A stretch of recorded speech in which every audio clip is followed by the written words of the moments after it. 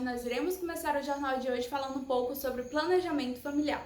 O planejamento pode envolver ações e serviços que têm como finalidade contribuir para a saúde da família. Se for sexualmente ativo, o plano pode envolver o uso de métodos contraceptivos e outras técnicas para controlar o tempo de reprodução. Outros aspectos importantes do planejamento familiar incluem educação sexual, prevenção e manejo de infecções sexualmente transmissíveis, aconselhamento e manejo pré-concepção e da infertilidade. Agora eu vou passar a fala para a nossa repórter Tainan Tielli. Olá, Caperuçu, olá, Brasil. É com imenso prazer que eu apresento a vocês o Jornal do Pardal. Hoje vamos entrevistar a nossa enfermeira do PSF, Giovana Oliveira, e ela vai falar um pouco sobre o planejamento familiar. Boa tarde, Tielli. Boa tarde, Brasil. É um prazer enorme estar aqui para sanar as dúvidas de um assunto tão importante quanto o planejamento familiar. Então, Giovana, fala pra gente, em que consiste o planejamento familiar? Pois bem, que pergunta interessante. O planejamento familiar nada mais é do que um conjunto de ações que auxiliam a um casal a se preparar para a chegada de um filho ou prevenir de uma gravidez indesejada. Que legal! Fala pra gente, qual o dever do Estado em relação ao planejamento familiar? Essa é uma pergunta muito importante, Tielli, porque muitas pessoas não têm a consciência de quanto é importante o dever do Estado quanto ao planejamento familiar. O Estado tem o dever de oferecer o acesso ao recurso informativo, educacional, científico, para que seja assegurada a prática do planejamento familiar. Como funciona o planejamento familiar no SUS? A Política Nacional de Planejamento Familiar prevê a distribuição gratuita de preservativos em todas as unidades básicas de saúde e a venda de anticoncepcionais com preços reduzidos em farmácia popular. Muito interessante. E então, como deve ser feito o planejamento familiar? Sim, Tiela, é uma boa pergunta. Para o exercício do direito no planejamento familiar, é necessário que sejam oferecidos métodos de concepção e contracepção comprovados cientificamente que não ofereçam risco à saúde do usuário que vai praticar esses métodos. Muito interessante. Conta pra gente qual a importância da equipe de enfermagem no processo do planejamento familiar. O enfermeiro tem o dever de passar informações e orientações às pessoas que não desejam ter uma gravidez e informar métodos presentes na UBS, dando apoio, supervisionando e orientando o paciente. Olá, Suelen. Estamos aqui com a enfermeira Mailane, da Unidade Básica de Saúde da cidade de Cachoeira, Bahia. Mailane, boa tarde. Boa tarde, Ivne. Boa tarde, pessoal. Bom, Mailane, nós gostaríamos de saber qual que é o papel do enfermeiro no planejamento familiar. Bom, o planejamento familiar tem como função, como o próprio nome já diz, para planejar famílias, mas não só isso, também alertar o jovem e o casal com a vida sexual e na formação de famílias. O enfermeiro tem a função de auxiliar a família a planejar seu futuro filho e também ajudar em métodos contraceptivos e também auxiliar aquela jovem nos métodos contraceptivos para ajudar ela na sua vida sexual. Certo. Mailane, se a mulher ou o casal eles escolherem um método contraceptivo, o enfermeiro ele tem a autonomia de intervir? Não. O enfermeiro não tem a posição de querer intervir no método que o casal escolhe. O papel dele é apresentar todos os tipos de métodos e então falar as vantagens que o casal pode ter usando aquele método. Ele pode falar as condições do casal e apresentar o método mais adequado para aquele casal. E também para a menina que está procurando não engravidar, ajudar a proteger, se proteger. Certo. Muito obrigada, Mailane. Suelen, com você. E por fim, como fazer um planejamento familiar eficiente? Então chegamos à maior curiosidade do nosso assunto. Como ter um planejamento familiar eficiente? Lá vai as dicas. A primeira dica é converse com seu parceiro. É importante ter um diálogo aberto com seu parceiro para saber se há ou não pretensão de ter filhos. Assim poderá tomar atitude de concepção ou contracepção do mesmo. A segunda dica é tenha um médico da sua confiança. Essa dica é muito importante para aqueles que desejam ou não ter um bebê. O acompanhamento médico é muito necessário. A terceira dica é tenha conhecimento sobre métodos contraceptivos. E a quarta e última dica é planeje-se financeiramente. É muito importante seu planejamento financeiro caso você queira ter um bebê. Obrigada, Giovana, pela sua contribuição para o nosso jornal. Pessoal de casa, fique ligado nas dicas e saibam, planejamento familiar é muito importante.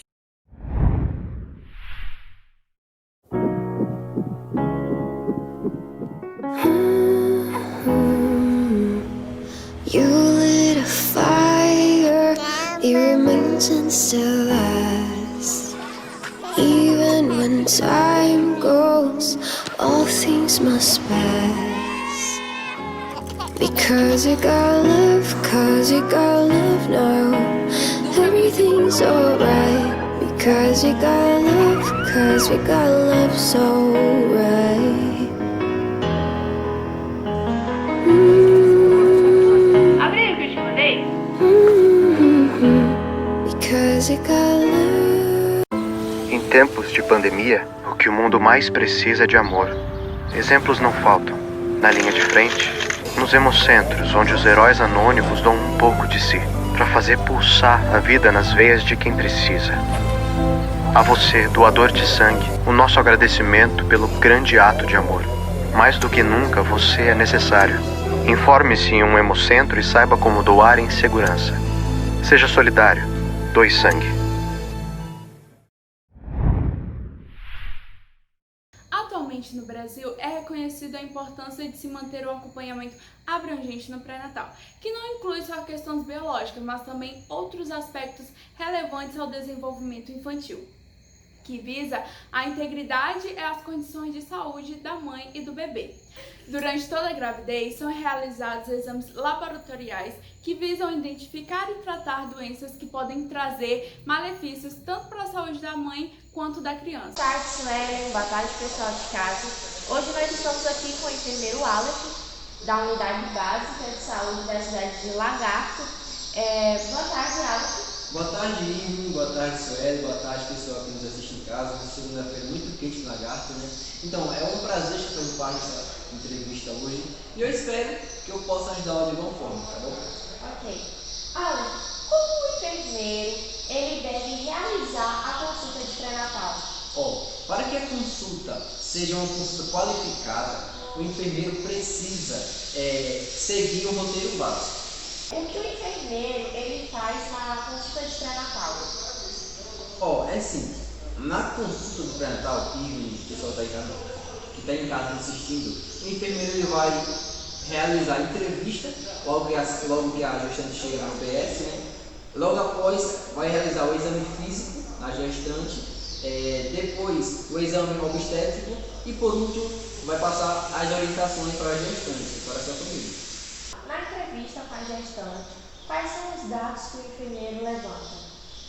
Assim que a gestante ela é atendida pelo enfermeiro e que dá início à entrevista, o primeiro dado que o enfermeiro precisa buscar é a identificação daquela gestante, certo? Depois são as condições socioeconômicas e culturais, antecedentes familiares pessoais e o estado gestacional, como que está aquela gestante. São alguns dados importantes ali na entrevista. O que o enfermeiro ele precisa saber na parte da identificação?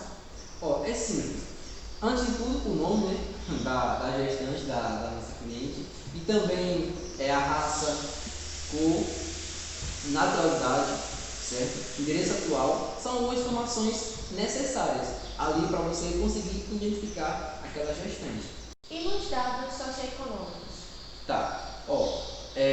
Durante a entrevista, quando você quer saber algo sobre os dados socioeconômicos, as condições daquela gestante, você precisa saber o quê?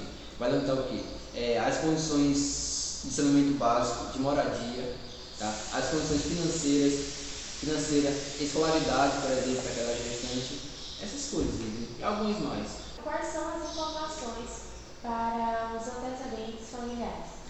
Gente, os dados levantados, né, durante a entrevista sobre os antecedentes familiares é simples. Nós precisamos entender e saber, né, se alguém naquela família da gestante já teve hipertensão arterial, por exemplo, diabetes, câncer de mama, câncer do colo do útero, malformação congênita, anomalias, entendeu? São essas informações que nós buscamos. Como que o enfermeiro ele procede no exame físico? De início ele vai verificar a altura e o peso da gestante, tá? A PA, né, que é a pressão arterial, para perguntar a pressão arterial daquela gestante. Também vai inspecionar as mamas, ver se tem algum edema, né? E basicamente isso. E sobre o exame obstétrico, como que o enfermeiro ele vai proceder? Dependendo do tempo gestacional, né, o período gestacional ali da nossa paciente, vamos ver como necessário algumas medidas. Por exemplo, medida da circunferência abdominal da gestante, isso é fundamental. Vamos também analisar o fundo do útero, são medidas feitas pelo enfermeiro, tá? A situação, a apresentação, são coisas feitas ali no exame obstétrico pelo enfermeiro. Quanto à orientação? A orientação é um passo muito fundamental e importante, tá? Ali na consulta pré-natal. Por quê? A orientação é focada em um problema ou mais encontrado pelo enfermeiro durante a consulta, tá? Mas é importante que o enfermeiro lembre de passar algumas informações sobre o puerpério, tá? Para a gestante e também sobre cuidados com a saúde da criança e da mulher. Nós estamos aqui também com a enfermeira Débora, da Unidade Básica de Saúde de Barreiras. Boa tarde, Débora. Boa tarde, Ivy. Boa tarde a todos. Débora, nós gostaríamos de saber o que é um pré-natal. Bom, o pré-natal é todo o acompanhamento que nós fazemos da gestante, desde o momento que descobrimos a gravidez até o momento do parto. É um direito assegurado pelo Estatuto da Criança e do Adolescente e pela Lei número 9.263 de 1996, que estabelece que todo o Sistema Único de Saúde deve atender a atenção integral para as gestantes no pré-natal. Quais são os direitos da mulher durante o período gestacional? Bom, pelo SUS, a mulher tem direito a 6 consultas pré-natais. Ela também tem direito a todos os recursos para que o parto normal aconteça, visto que o Ministério da Saúde aponta essa como a via de parto mais segura. Também é um direito da mulher ter acesso a um atendimento digno e de qualidade durante a gestação. Qual que é a finalidade do pré-natal? Bom, o pré-natal tem o objetivo de monitorar a gestante, visto que ela passa a ter demandas fisiológicas relacionadas à gestação. Existem tipos diferentes de pré-natal? Sim, existem 2 tipos de pré-natal.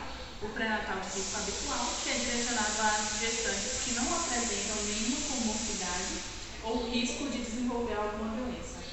E o segundo, que é o pré-natal de alto risco, destinado a mulheres que já possuem ou vão desenvolver alguma doença por algum fator ligado à gravidez. Você poderia me dizer quais são os profissionais que são responsáveis por esse acompanhamento? Então, o pré-natal de risco habitual, ele pode ser realizado por enfermeiro e pelo obstetra, intercalando entre a consulta médica e o atendimento do enfermeiro. Já no caso do alto risco, vai precisar de toda uma equipe múltipla, que vai ser o obstetra, o enfermeiro obstetra, nutricionista, psicólogo e um fisioterapeuta. Qual que é o número ideal de consultas? Bom, o número ideal de consultas, atualmente preconizado pelo Ministério da Saúde, são 6 consultas. Mas, infelizmente, a gente não consegue captar as gestantes no início da gestação. Então, quando isso acontece, a gente fica muito feliz. Como que o pré-natal impacta na vida da gestante? Bom, um pré-natal bem feito não vai impactar só a saúde da gestante. Ele também vai impactar o nascimento do bebê. Muitas vezes a gente se preocupa demais com o parto e esquece que ele é um processo natural. E um acompanhamento bem feito vai determinar a viabilidade do nascimento da criança. Quais são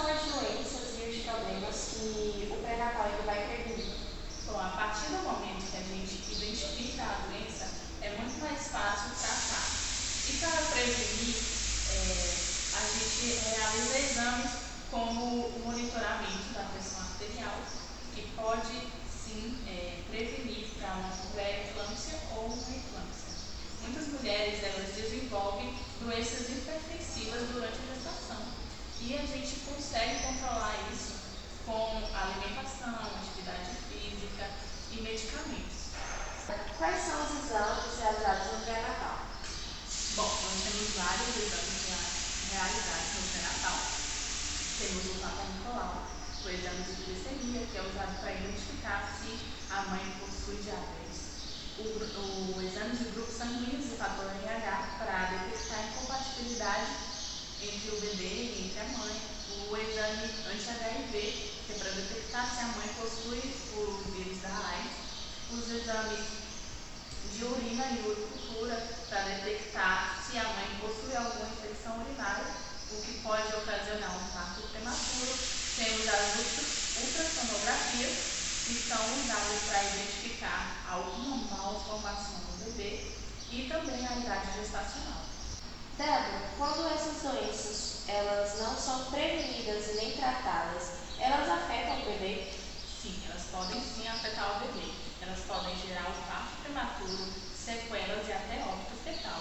Por exemplo, a diabetes, ela pode gerar a macrosomia fetal, que é quando há um crescimento exagerado do bebê. Agora, quais são as principais vantagens do pré-natal? Bom, como eu falei antes, um pré-natal bem estruturado pode promover a redução dos partos prematuros, cesarianas desnecessárias, crianças com baixo peso ao nascer, bem como a transmissão vertical de patologias. Quais são as principais vantagens do pré-natal?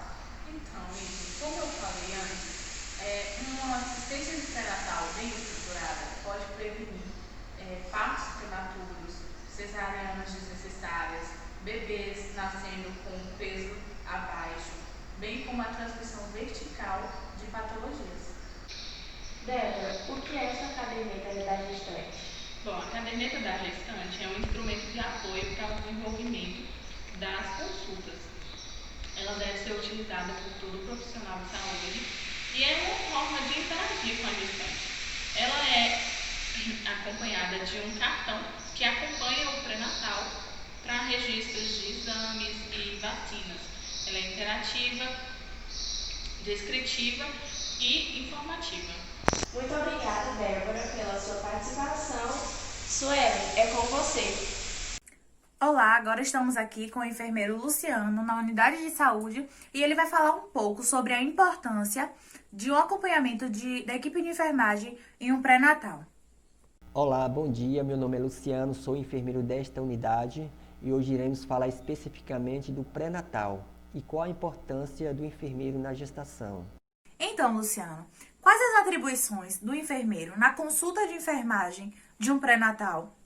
Bom, durante as consultas do pré-natal, o enfermeiro é responsável por realizar ações educativas para a gestante e sua família, acompanhar gestações de baixo risco, solicitar exames de rotina e orientar o tratamento de acordo com o protocolo da instituição. E também deve coletar os exames citopatológicos. Então, Luciano, quais as atribuições do enfermeiro na consulta de enfermagem de um pré-natal? Bem, especificamente, quais são essas atividades basicamente desenvolvidas numa consulta de enfermagem, que é a entrevista, o exame físico, exame obstétrico e orientação. Na entrevista, o histórico de enfermagem é para a identificação do perfil da gestante, visando orientá-la no atendimento às suas necessidades básicas psicossociais. E também é uma investigação das percepções e expectativas que é relacionado à gestação, como hábitos anteriores, quanto ao sono, repouso, atividade física, recreação, alimentação, uso de fumo, álcool, as eliminações, o higiene pessoal. Também visa o aspecto relacionado à sexualidade, o aspecto relacionado aos sinais e sintomas na gestação, atividade profissional na comunidade, as condições socioeconômicas de habitação, localização, tipo, dependências e por aí. No exame físico, também consta basicamente o controle da pressão arterial, a avaliação do estado nutricional da gestante, através do controle poderal, sistemático de observação de dados levantados no histórico da enfermagem, e quanto aos hábitos alimentares, né? Observação de alterações, também que é um fator muito importante na alimentação, como edema, varizes, erupções cutâneas, problemas de mama. E no exame obstétrico, feito aquelas medidas de medida de circunferência abdominal, a altura uterina, a palpação, as manobras de palpação, a ausculta dos batimentos cardíacos, fetais, e também o toque vaginal. E também frisar algo importante também o agendamento para a imunização e antitetânica e curso desenvolvido no serviço. Também pontuar o encaminhamento para outros locais, como laboratórios, serviços sociais, serviço odontológico, maternidade, serviço de pericultura, e ter um planejamento familiar. E também frisar o registro na consulta no prontuário, que é fundamental. Muito legal. Quais os procedimentos devem ser realizados na consulta de enfermagem à gestante? No calendário vacinal da gestante, a mãe e o filho precisam de proteção. Então, são indicadas as vacinas hepatite B, que ela tem a primeira, segunda e terceira dose, a DT, que tem a primeira e segunda dose, a DTPA, que é dose única, e a da gripe, que é a influenza.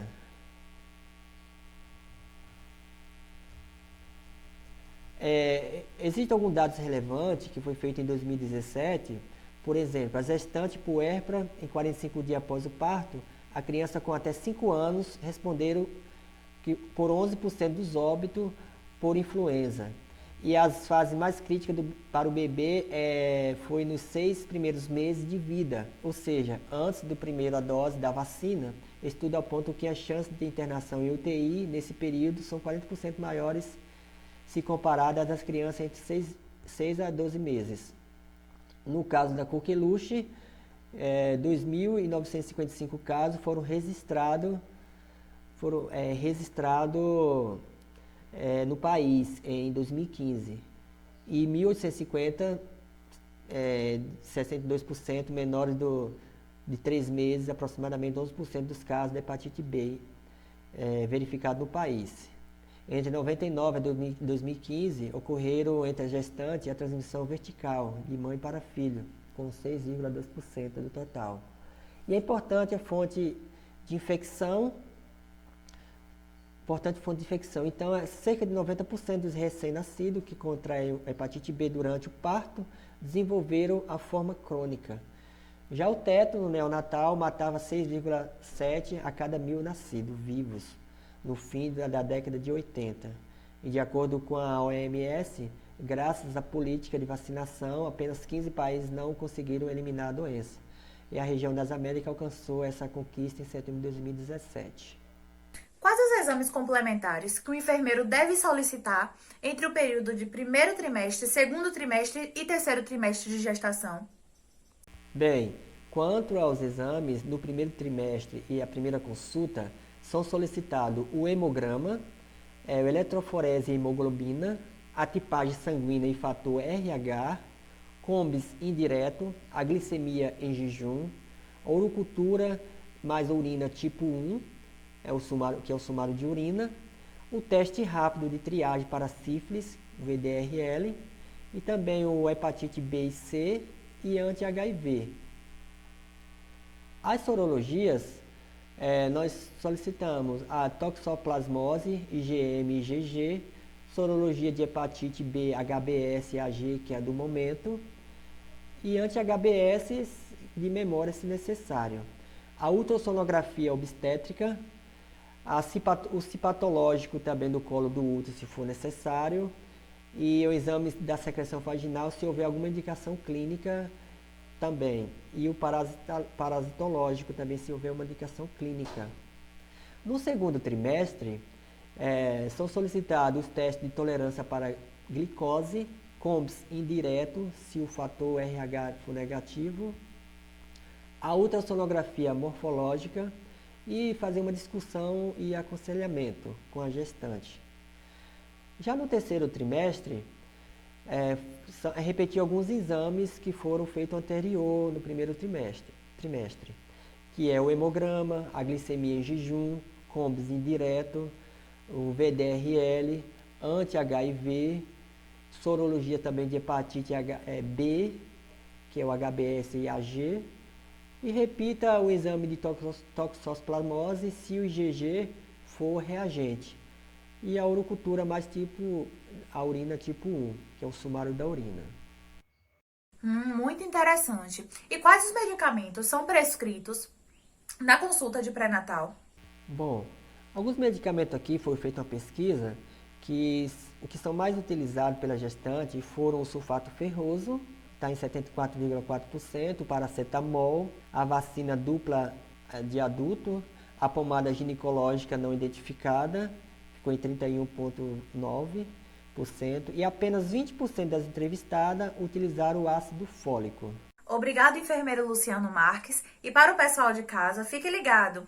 Os exames, as vacinas, a importância que se tem um acompanhamento de pré-natal na saúde de uma gestante.